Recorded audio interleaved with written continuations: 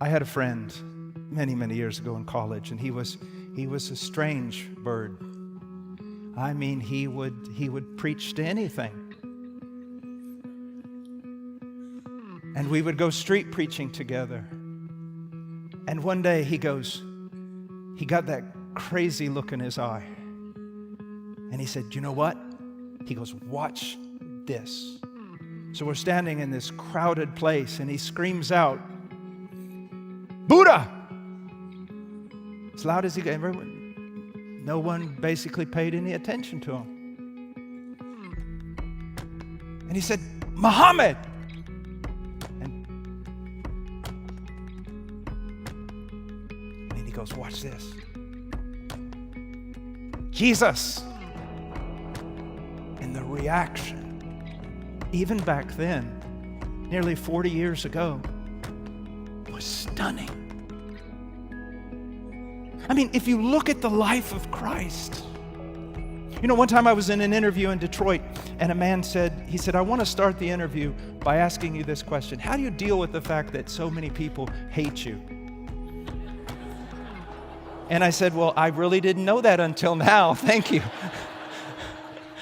And then I said this. I said, "When people say bad things about me, I always remember that they persecuted Christ." He nodded his head. But then I said, "But there's a huge difference. No one ever had a reason to persecute Christ. My boldness has sometimes been brashness. My words have been far too cutting.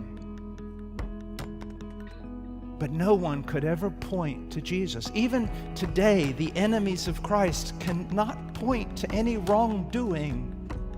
So why is he hated?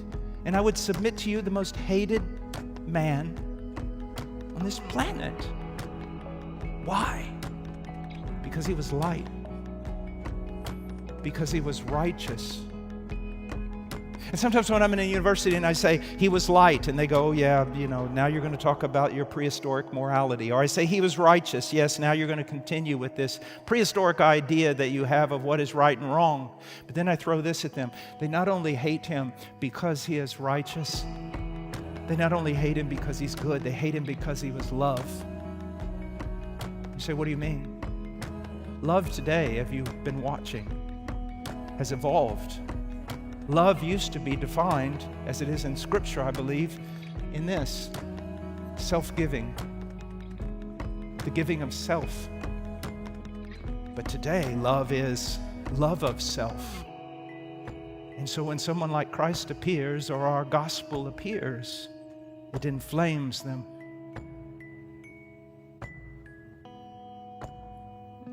Do you see what kind of battle we're in?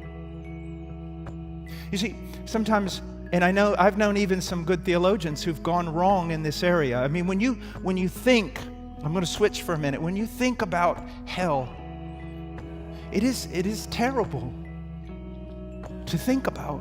I mean, if you really think about it, and so many theologians have tried to dance around it and explain it away, that it doesn't exist, or that man is just annihilated and that's done with.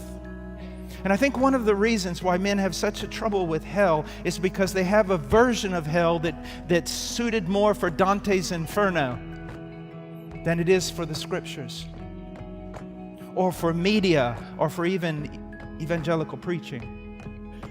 We have this idea that there's all these people in hell, and they're all sorry for what they did, and they all want to run away from their sin. And if they just had one more chance to bow before the feet of Christ, they would do it.